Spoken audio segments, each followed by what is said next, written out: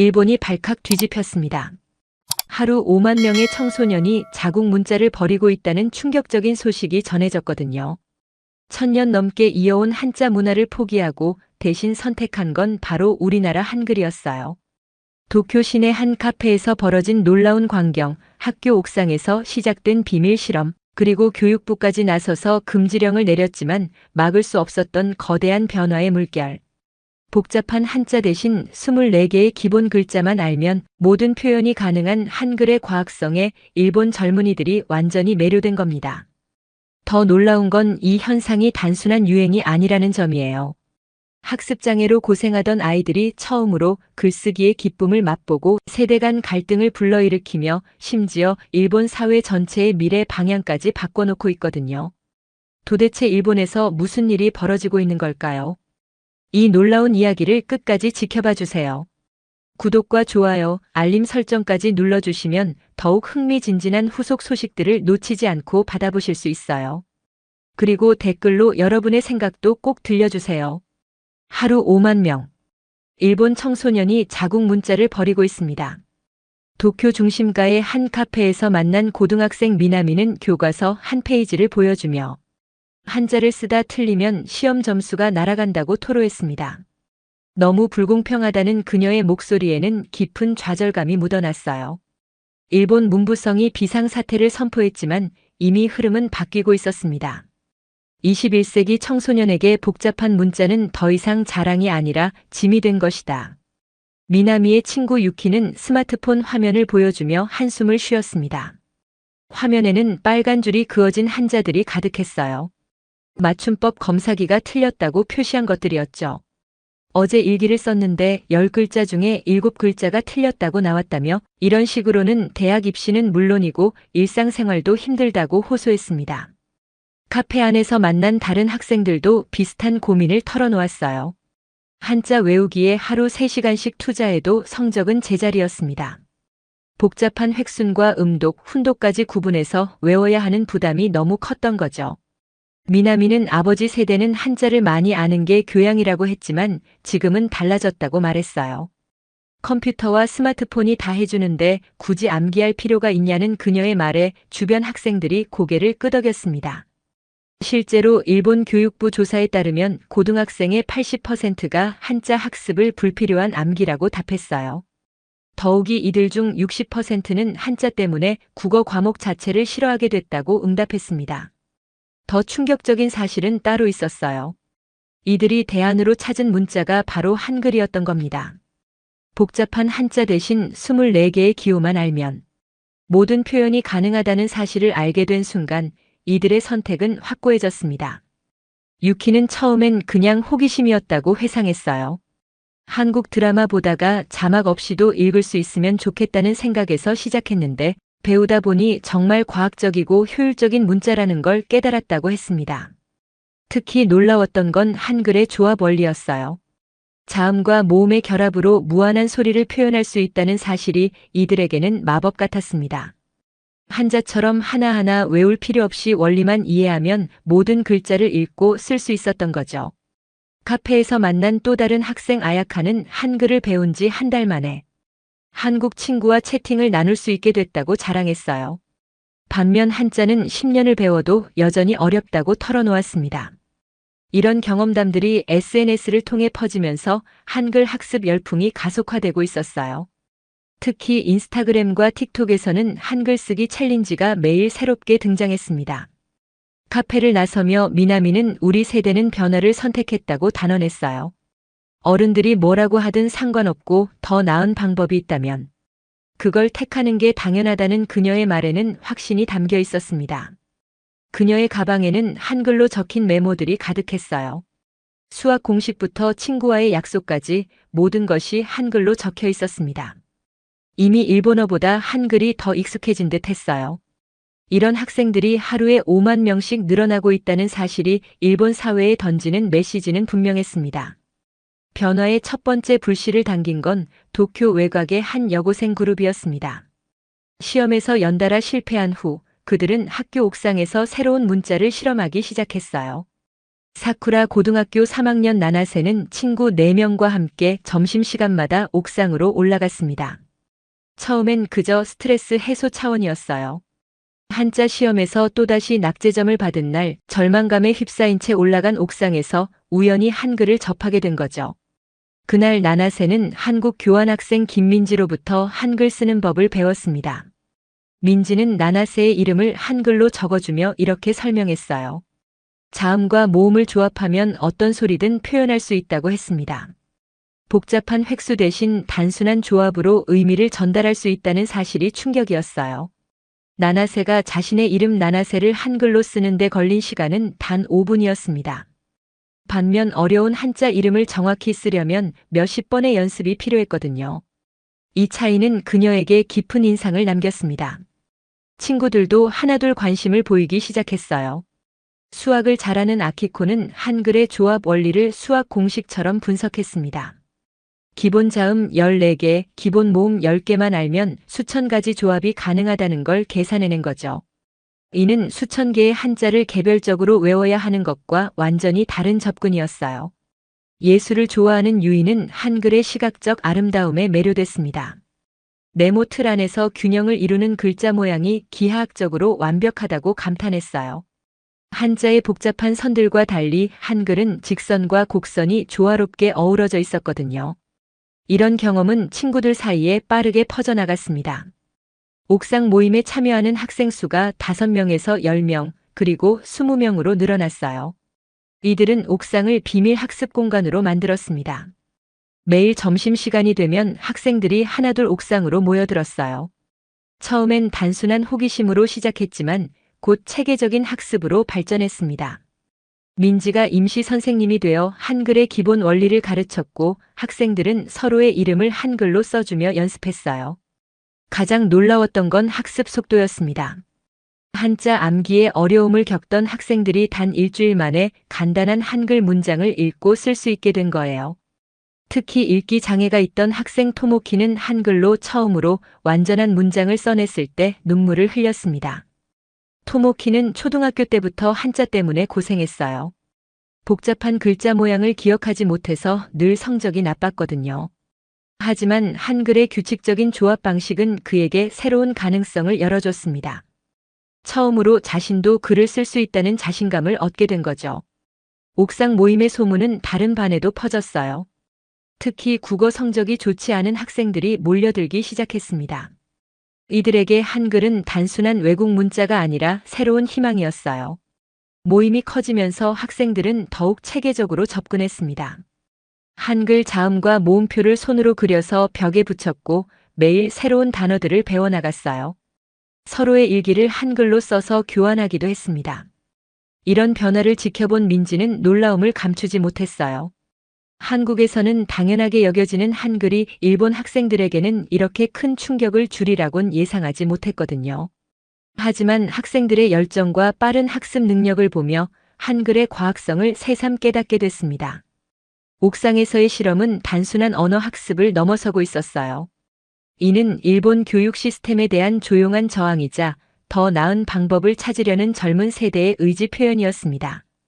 옥상에서 시작된 작은 실험은 곧 학교 전체로 번져나갔습니다. 얼마 지나지 않아 나나세와 친구들은 한글 동아리를 조직했어요. 공식적인 승인을 받을 수 없었기 때문에 비밀 모임 형태로 운영할 수밖에 없었습니다. 매주 화요일과 목요일 학생들은 구교사 2층 빈 교실에서 모였어요. 먼지가 쌓인 책상들 사이에서 한글 공부가 이루어졌습니다. 처음엔 10명 정도였던 모임이 한 달 만에 30명으로 늘어났어요. 수요일에는 음악실을 사용했습니다. 피아노 뒤쪽 구석진 자리가 이들의 아지트가 됐어요. 음악 선생님이 퇴근한 후 몰래 들어가서 한글 연습을 했습니다. 음악실의 조용한 분위기는 집중력을 높여주는 효과가 있었어요. 금요일 방과 후에는 체육창고에서 모임을 이어갔습니다. 운동기구들 사이에 둘러앉아 한글을 배우는 모습은 다소 기묘했지만 학생들에게는 소중한 배움의 공간이었어요. 창고 안의 희미한 전등 불빛 아래서도 열정은 식지 않았습니다. 단순한 호기심이었던 모임은 곧 진지한 학습 대안으로 변했어요. 특히 한자 읽기에 어려움을 겪던 학생들이 몰려들었습니다. 이들 중 상당수는 학습장애나 난독증 때문에 전통적인 일본어 교육에서 소외됐던 아이들이었어요. 학습장애가 있던 케이스케는 한글을 만난 후 완전히 달라졌습니다. 복잡한 한자 모양을 구별하지 못해서 늘 좌절감에 시달렸던 그가 한글의 규칙적인 패턴을 통해 처음으로 성취감을 맛봤어요. 단 며칠 만에 자신의 이름과 짧은 문장을 자유롭게 적을 수 있게 됐습니다. 난독증으로 고생하던 미유키도 비슷한 경험을 했어요. 한자의 복잡한 구조는 그녀에게 혼란만 가중시켰지만 한글의 선형적 구조는 읽기를 훨씬 쉽게 만들어줬습니다. 자음과 모음이 순서대로 배열되는 방식이 그녀의 뇌에는 더 자연스럽게 받아들여진 거죠. 모임의 리더 역할을 맡은 나나세는 체계적인 커리큘럼을 만들었어요. 첫 주에는 기본 자음과 모음을 익히고, 둘째 주에는 간단한 단어 만들기, 셋째 주에는 문장 구성 연습을 하는 시기였습니다. 이런 단계적 접근이 학습 효과를 크게 높였어요. 학생들은 서로를 한글 이름으로 부르기 시작했습니다. 일본 이름을 한글로 표기하는 것부터 아예 새로운 한글 이름을 만드는 것까지 다양했어요. 이는 단순한 언어 학습을 넘어서 새로운 정체성 실험이기도 했습니다. 모임에 참여하는 학생들의 성적도 눈에 띄게 향상됐어요.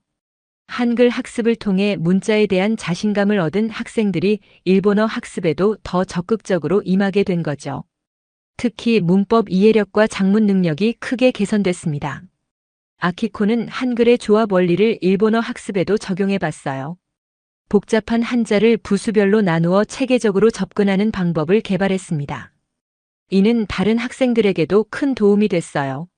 모임의 영향력은 학습 능력 향상에만 그치지 않았습니다. 소외됐던 학생들이 처음으로 소속감을 느끼게 된 거예요. 한자 때문에 열등감에 시달렸던 아이들이 한글이라는 새로운 도구를 통해 자신감을 회복했습니다. 토모키는 생전 처음으로 친구들 앞에서 자신이 쓴 글을 읽어줄 수 있게 됐어요. 한글로 쓴 짧은 시였는데 친구들의 박수를 받으며 그는 눈물을 흘렸습니다. 글을 통해 자신의 감정을 표현할 수 있다는 기쁨은 말로 설명할 수 없을 정도였어요. 한편 성적이 우수했던 학생들도 한글의 매력을 느꼈습니다. 효율적인 학습 도구로서의 가치를 인정한 거죠. 특히 언어학에 관심이 많던 유리는 한글의 과학적 원리에 깊이 빠져들었어요. 유리는 한글이 음성학적 원리에 기반해서 만들어졌다는 사실을 알고 놀랐습니다. 발음 기관의 모양을 본떠서 자음을 만들고 천지인 사상을 바탕으로 모음을 구성했다는 체계성이 인상적이었어요. 이런 과학적 접근은 일본의 히라가나나 가타카나와는 완전히 다른 차원이었습니다. 모임이 확산되면서 학생들은 더욱 대담해졌어요. 일기를 한글로 쓰고 쪽지를 한글로 주고받으며 심지어 시험 답안지 여백에 한글 메모를 적기도 했습니다. 이런 변화는 곧 교사들의 관심을 끌게 됩니다. 문제는 예상보다 빨리 드러났습니다. 한 국어 교사가 학생들의 공책에서 한글을 발견하면서였어요. 50대 중반의 베테랑 교사 사토 선생님이 수업 중 학생들의 노트를 점검하다가 이상한 문자들을 발견한 겁니다. 처음엔 단순한 낙서로 여겼던 사토 선생님은 그 같은 문자가 여러 학생의 공책에서 반복적으로 나타나는 것을 보고 의심을 품었어요. 더욱이 그 문자들이 일정한 규칙을 가지고 배열돼 있다는 사실을 깨달았습니다. 사토 선생님은 한국어를 전공한 동료에게 문의했고 그것이 한글이라는 사실을 알게 됐어요. 학생들이 수업 시간에 한글로 메모를 하고 있었던 겁니다. 더 놀라운 건 그 한글 메모들이 수업 내용을 정확히 기록하고 있었다는 점이었습니다. 이 사실이 교무회의에서 보고되자 학교는 발칵 뒤집혔어요. 일부 교사들은 학생들의 창의성으로 받아들였지만 대부분은 심각한 문제로 인식했습니다. 특히 원로 교사들의 반발이 컸어요. 교장 다나카는 즉시 대책회의를 소집했습니다. 60대 초반의 그는 전통적인 교육관을 고수하는 인물이었어요. 일본 문화의 근간인 한자를 버리고 외국 문자를 배우는 것은 있을 수 없는 일이라고 판단했습니다. 회의에서 가장 강경한 입장을 보인 건 역사 담당 야마다 선생님이었어요. 그는 이런 현상을 문화적 정체성의 위기라고 규정했습니다. 젊은 세대가 일본의 전통을 저버리고 외국 문화에 무분별하게 빠져드는 것이라고 비판했어요. 반면 젊은 교사들 중 일부는 다른 의견을 내놓았습니다. 영어 담당 스즈키 선생님은 학생들의 언어 학습 의욕 자체는 긍정적으로 봐야 한다고 주장했어요. 다만 적절한 지도가 필요하다는 입장이었습니다. 하지만 교장의 결정은 이미 내려져 있었어요. 그는 외국 문자 사용 전면 금지를 선언했습니다. 교내에서 한글을 사용하다 적발되면 징계 처분을 받게 된다는 공지가 전교에 내려졌어요. 금지령 발표 다음 날 학교 분위기는 완전히 바뀌었습니다. 복도와 교실 곳곳에 감시의 눈초리가 느껴졌어요. 교사들은 학생들의 공책과 필기구를 수시로 점검했습니다. 나나세와 친구들은 충격에 빠졌어요. 그들에게 한글은 이미 소중한 학습 도구가 되어 있었거든요. 하지만 학교의 금지령을 정면으로 거스를 수는 없었습니다. 효과는 오히려 반대였어요. 금지령은 학생들에게 이 문자가 특별하다는 확신을 더해줬습니다.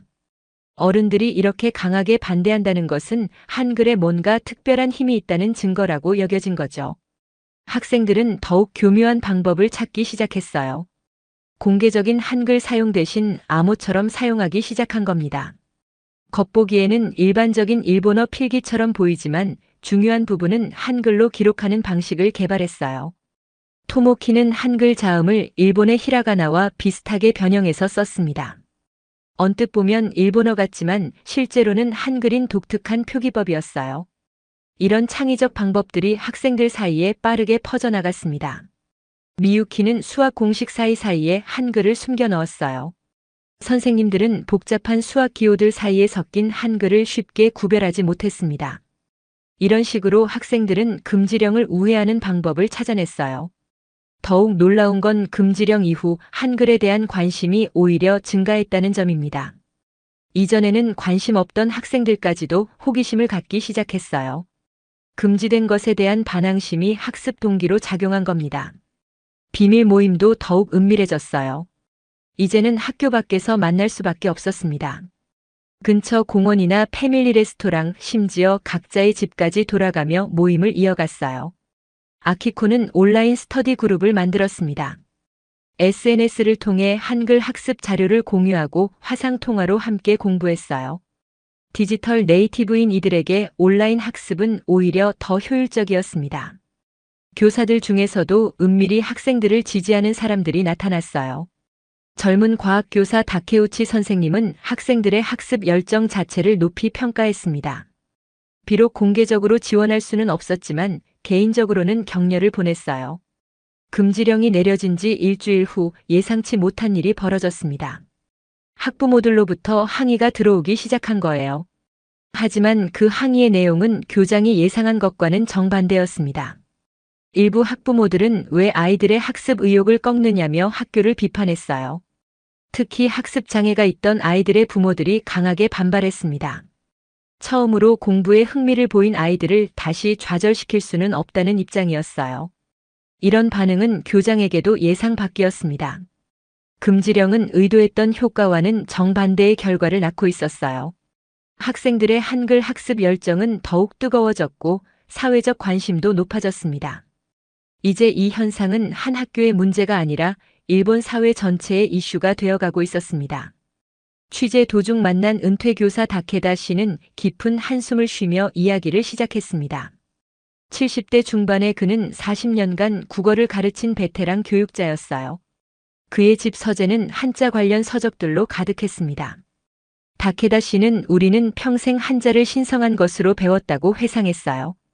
어린 시절부터 한자 하나하나에는 깊은 뜻이 담겨 있고 그것을 익히는 것이 교양인의 기본 소양이라고 배웠다는 겁니다. 하지만 손주 세대는 다르게 생각하더라고 토로했습니다. 그의 손자 히로키는 중학교 2학년이에요. 할아버지와는 달리 한글에 깊은 관심을 보이고 있었습니다. 처음엔 할아버지가 강하게 반대했지만 히로키의 학습 성과를 보고 생각이 조금씩 바뀌기 시작했어요. 히로키는 한글을 배운 후 오히려 일본어 실력이 향상됐습니다. 문자의 구조를 이해하게 되면서 일본어의 음성 체계도 더 명확하게 파악하게 된 거죠. 이런 변화를 지켜본 할아버지는 혼란스러워했어요. 다케다 씨의 아들인 히로키 아버지 겐지는 더욱 개방적인 입장이었습니다. IT 회사에서 일하는 그는 효율성을 중시하는 직업 특성상 한글의 장점을 인정했어요. 복잡한 입력 체계보다는 간단하고 정확한 문자가 업무에 도움이 된다고 판단했습니다. 세 세대의 입장 차이는 명확했어요. 할아버지는 전통 보존을, 아버지는 실용성을, 손자는 자유로운 선택을 중시했습니다. 이런 갈등은 다케다 가문만의 문제가 아니었어요. 전국적으로 비슷한 세대 갈등이 일어나고 있었습니다. 특히 학부모 세대가 분열되기 시작했어요. 50대 이상의 부모들 중 상당수는 자녀들의 한글 학습을 우려스럽게 바라봤습니다. 하지만 40대 이하의 젊은 부모들은 달랐어요. 실제로 일부 부모들은 아이들의 선택을 적극 지지했습니다. 효율적이고 실수 없는 문자라면 받아들일 이유가 충분하다는 것이었어요. 특히 글로벌 기업에서 일하는 부모들의 지지가 두드러졌습니다. 이들은 국제 경쟁력 관점에서 한글의 가치를 인정했어요. 복잡한 일본어보다는 배우기 쉬운 문자가 아이들의 미래에 더 도움이 될 것이라고 봤습니다. 나나세의 어머니 요시코도 그런 부모 중 한 명이었어요. 간호사로 일하는 그녀는 의료진들 사이에서도 간단 명료한 기록의 중요성을 절감하고 있었습니다. 복잡한 한자로 인한 오기나 오독이 때로는 심각한 의료사고로 이어질 수 있다는 걸 경험했거든요. 요시코는 딸이 한글을 배우는 것을 보고 처음엔 놀랐지만 곧 지지로 돌아섰어요. 나나세가 일기를 한글로 쓰기 시작한 후 표현력이 훨씬 풍부해진 것을 발견했거든요. 복잡한 한자 때문에 피했던 어려운 감정 표현도 한글로는 자유롭게 할 수 있었습니다. 반면 나나세의 할머니는 강하게 반대했어요. 80대인 그녀에게 한자는 단순한 문자가 아니라 일본 문화의 정수였습니다. 손녀가 조상의 문화를 버리고 외국 문자를 배우는 것을 받아들일 수 없었어요. 가족 모임에서 세 세대 여성의 대화는 항상 긴장감으로 가득했습니다. 할머니는 전통의 중요성을 강조했고 어머니는 실용성을 내세웠으며 나나세는 자신의 선택권을 주장했어요. 이런 갈등은 사회 곳곳에서 벌어지고 있었습니다. 회사에서도 세대 간 의견 차이가 뚜렷했어요. 젊은 직장인들은 한글의 효율성을 높이 평가했지만 기성세대는 우려를 표했습니다.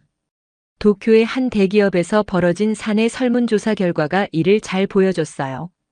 20대 직원의 70%가 한글 학습에 찬성했지만 50대 이상은 20%만이 긍정적으로 답했습니다. 특히 주목할 점은 자녀가 있는 부모들의 반응이었어요. 아이가 학습에 어려움을 겪고 있는 부모들일수록 한글에 대해 개방적이었습니다. 반면 자녀의 성적이 우수한 부모들은 현 상태를 유지하려는 경향이 강했어요. 교육계 내부에서도 세대 갈등이 심화됐습니다. 젊은 교사들은 학생들의 학습 동기 향상을 긍정적으로 평가했지만 베테랑 교사들은 교육 질서의 혼란을 우려했어요. 20대 후반의 신입교사 사쿠라이는 학생들과 세대 차이가 크지 않아서 그들의 마음을 이해했습니다. 그녀 자신도 대학 시절 한국어를 배운 경험이 있어서 한글의 과학성을 알고 있었어요. 반면 50대의 부장교사 이시다는 걱정이 앞섰습니다. 수십 년간 일본어 교육에 헌신해온 그에게 학생들의 변화는 자신의 교육 철학에 대한 도전으로 느껴졌어요. 언론도 세대별로 다른 시각을 보였습니다. 보수적인 신문들은 정체성 위기를 경고했지만 젊은 층이 주로 보는 온라인 매체들은 혁신적 변화로 평가했어요. 가장 흥미로운 건 중간 세대의 반응이었어요. 40대 부모들은 아이들의 미래를 위해서라면 변화를 받아들일 수 있다는 입장이었습니다. 이들은 전통과 혁신 사이에서 균형점을 찾으려 노력했어요. 결국 이 현상은 단순한 언어 선택의 문제를 넘어서고 있었습니다. 급변하는 시대에 어떤 가치를 우선시할 것인가에 대한 세대 간 철학의 차이가 표면화된 거죠. 그 균열은 점점 깊어져만 갔습니다. SNS에서 해시태그 내 이름 한글 챌린지가 시작되자 상황은 걷잡을 수 없게 번졌습니다. 처음 시작한 건 교토의 한 고등학생이었어요. 자신의 이름을 한글로 예쁘게 써서 인스타그램에 올린 게 발단이었습니다. 하루 만에 수만 건의 게시물이 쏟아졌어요. 도쿄, 오사카, 나고야 등 주요 도시는 물론 지방 소도시까지 전국적으로 확산됐습니다. 특히 10대와 20대 사이에서 폭발적인 반응을 보였어요. 틱톡에서는 한글 쓰기 속도 챌린지가 유행했습니다. 자신의 이름을 가장 빠르게 한글로 쓰는 영상들이 연이어 업로드됐어요. 조회수가 100만을 넘는 영상들도 속속 나타났습니다. 유튜브에서는 한글 학습 채널들이 급성장했어요. 일본인을 위한 한글 강의 영상들이 하루에 수십만 뷰를 기록했습니다. 구독자 10만 명을 넘는 채널들도 생겨났어요. 이런 SNS 열풍을 보고 방송사들도 움직이기 시작했습니다. NHK를 비롯한 주요 방송국들이 이 현상을 뉴스로 다뤘어요. 처음엔 단순한 유행으로 보도했지만 규모가 커지면서 사회 현상으로 접근하기 시작했습니다. 아사히 신문은 일면에 관련 기사를 실었어요. 젊은 세대의 문자 혁명이라는 제목으로 대서특필했습니다. 기사에서는 전문가들의 다양한 의견을 소개했어요. 보수 언론들의 반응은 우려 섞인 경고였습니다. 요미우리 신문은 사설에서 정체성 위기를 걱정했어요. 일본 문화의 근간을 흔드는 위험한 조짐이라고 비판했습니다. 반면 진보 언론들은 다른 시각을 보였어요. 마이니치 신문은 효율적인 문자 혁명이라고 평가했습니다. 젊은 세대의 창의적 도전을 긍정적으로 바라봤어요. 온라인 매체들은 더욱 적극적이었습니다. 젊은 층이 주로 이용하는 뉴스 사이트들은 한글 열풍을 혁신의 상징으로 다뤘어요. 전통에 얽매이지 않는 새로운 세대의 도전 정신이라고 칭송했습니다. 교육부의 반응은 예상대로 강경했어요. 공식 성명을 통해 교육과정의 혼란을 우려한다고 발표했습니다. 각 학교에 철저한 지도를 당부하는 공문을 발송했어요. 하지만 교육부의 강경 대응은 오히려 여론의 반발을 불렀습니다. 온라인 커뮤니티에서는 교육부 비판 글들이 쏟아졌어요. 젊은 세대의 학습 의욕을 꺾는다는 비난이 거셌습니다. 특히 학부모들의 반응이 교육부 예상과 달랐어요. 온라인 학부모 카페에서는 찬반 논쟁이 뜨거웠습니다. 예상과 달리 상당수 부모들이 자녀들의 선택을 지지했어요. 한 온라인 설문조사에서는 응답자의 43%가 자녀의 한글 학습을 지지한다고 답했습니다. 이는 교육당국의 예상보다 훨씬 높은 수치였어요. 기업들도 이 현상에 주목하기 시작했습니다. 특히 교육 관련 회사들이 발빠르게 움직였어요. 한글 학습 교재와 앱들이 연이어 출시됐습니다. 대형 서점에서는 한글 학습서 코너가 별도로 마련됐어요. 일본인을 위한 한글 교재들이 베스트셀러 순위에 오르기 시작했습니다. 출판사들은 긴급하게 증수에 들어갔어요. IT 기업들도 기회를 포착했습니다. 한글 입력 앱과 학습 게임들이 앱스토어 상위권을 차지했어요. 다운로드 수가 하루에 10만 건을 넘는 앱들도 나타났습니다. 학원가에서는 한글 강의가 새로운 효자 종목이 됐어요. 기존 영어 학원들이 한글 클래스를 서둘러 개설했습니다. 수강료도 영어 못지않게 비싸게 책정됐어요. 대학가에서도 변화가 일어났습니다. 한국어 학과가 없던 대학들도 한글 교양 수업을 개설하기 시작했어요. 수강 신청 경쟁이 치열해서 추첨으로 선발해야 할 정도였습니다. 정치권에서도 이 이슈를 주목했어요. 야당 의원들은 교육부의 경직된 대응을 비판했습니다. 젊은 세대의 창의성을 억압한다며 국정감사에서 추궁했어요. 여당에서도 의견이 갈렸습니다.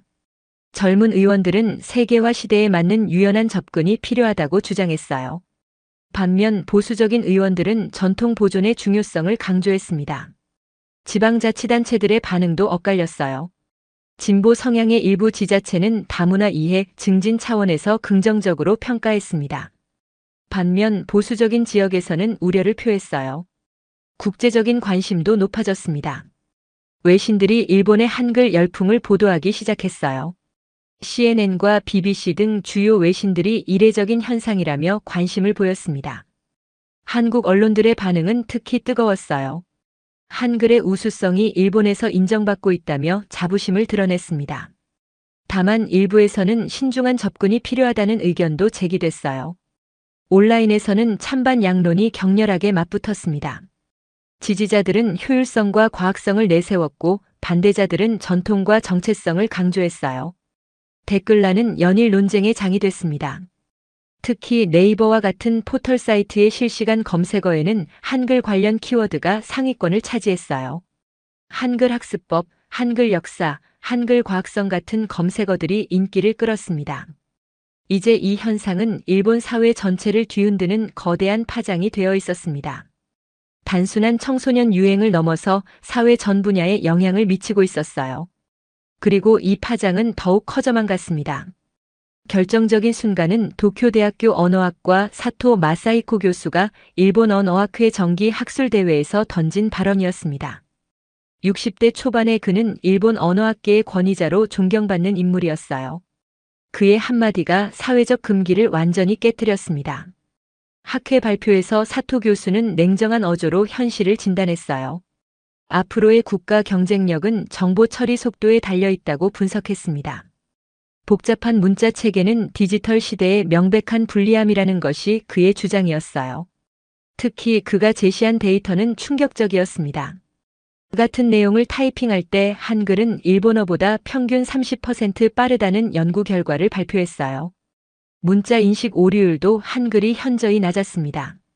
사토 교수는 한글 같은 효율적 문자 도입이 전략적 선택이 될 수 있다고 주장했습니다. 이는 학계의 오랜 금기를 정면으로 깨트리는 발언이었어요. 회장은 순간 정적에 휩싸였습니다. 발표가 끝난 후 질의응답 시간에 격렬한 논쟁이 벌어졌어요. 전통주의자들은 강하게 반발했습니다. 도쿄대학교 국문학과 야마구치 교수는 일본 문화의 정체성을 버리자는 것이냐며 감정적으로 항의했어요. 하지만 젊은 학자들의 반응은 달랐습니다. 언어 효율성 연구로 유명한 와세다 대학교 다나카 교수는 사토 교수의 견해에 동조했어요. 과학적 데이터를 바탕으로 한 객관적 분석이라고 평가했습니다. 더욱 주목받은 건 외국인 학자들의 반응이었어요. 하버드 대학교에서 온 언어학자 존슨 교수는 한글의 과학성을 높이 평가했습니다. 세계에서 가장 합리적으로 설계된 문자 체계라고 칭찬했어요. 학회가 끝난 후 사토 교수의 발언은 언론의 집중 조명을 받았습니다. 그동안 사회적 금기였던 주제를 학계 권위자가 공개적으로 제기한 것의 파급력은 상상 이상이었어요. 다음 날 주요 신문들이 사토 교수의 발언을 일면에 보도했습니다. 보수 언론들은 비판적으로 다뤘지만 진보 언론들은 용기 있는 문제 제기라고 평가했어요. 온라인에서는 찬반 논쟁이 더욱 격화됐습니다. 사토 교수 본인도 예상보다 큰 반향에 놀랐다고 후에 밝혔어요. 학술적 관점에서 제기한 문제가 이렇게 사회적 이슈가 될 줄은 몰랐다는 겁니다. 하지만 후회하지는 않는다고 덧붙였어요. 그의 발언 이후 다른 학자들도 목소리를 내기 시작했습니다. 그동안 개인적으로만 생각해왔던 문제를 공개적으로 논의할 수 있는 분위기가 조성된 거죠. 교육학자들 사이에서도 논쟁이 이어졌어요.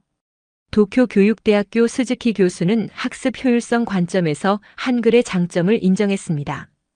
특히 학습장애 학생들에게 도움이 될 수 있다는 견해를 제시했어요. 반면 전통 교육론자들은 강하게 반발했습니다.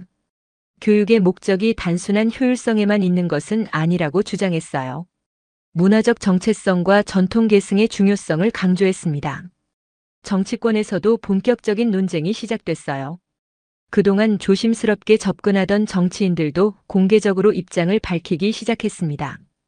자민당의 젊은 의원 고이즈미는 국정감사에서 문제를 제기했어요.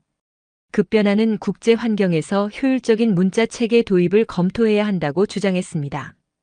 이는 여당 내에서도 파격적인 발언이었어요. 야당에서는 더욱 적극적인 반응을 보였어요. 입헌민주당의 에다노 대표는 젊은 세대의 선택을 존중해야 한다고 밝혔습니다. 다양성과 창의성을 억압하는 것은 민주주의에 반한다는 입장이었어요. 시민사회에서도 움직임이 활발해졌습니다. 한글 학습을 지지하는 시민단체들이 결성되기 시작했어요. 반대로 전통 보존을 주장하는 단체들도 조직됐습니다. 특히 학부모들 사이에서는 더욱 치열한 논쟁이 벌어졌어요. 자녀의 미래를 위해서는 변화가 필요하다는 진보적 부모들과 전통 교육을 고수해야 한다는 보수적 부모들 간의 갈등이 심화됐습니다. 기업들도 이런 분위기 변화를 민감하게 감지했어요. 글로벌 기업들은 대체로 효율성을 중시하는 입장이었고 전통 기업들은 신중한 태도를 보였습니다. 소프트뱅크의 손정혜 회장은 트위터를 통해 혁신적 변화를 지지한다는 입장을 밝혔어요.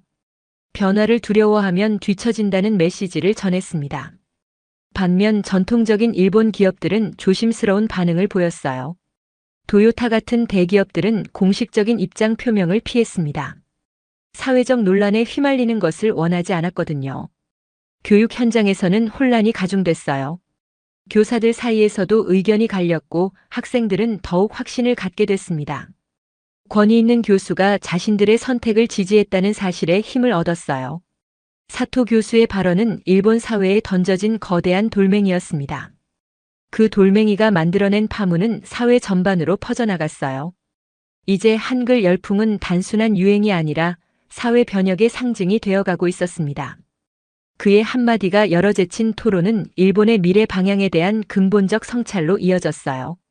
전통과 혁신, 효율성과 정체성 사이에서 일본 사회는 중대한 선택의 기로에 서게 됐습니다. 지금 일본 청소년들 사이에서 한글은 단순한 유행이 아닙니다. 억압된 학습 방식에 대한 저항이자 더 나은 미래를 향한 선택이에요. 도쿨 사쿠라 거리에서 만난 대학생 켄지의 말이 이를 잘 보여줍니다. 켄지는 우리가 한글을 배운다고 해서 일본인이 아닌 게 되냐고 반문했어요. 오히려 더 넓은 세계와 연결되는 거라고 확신했습니다.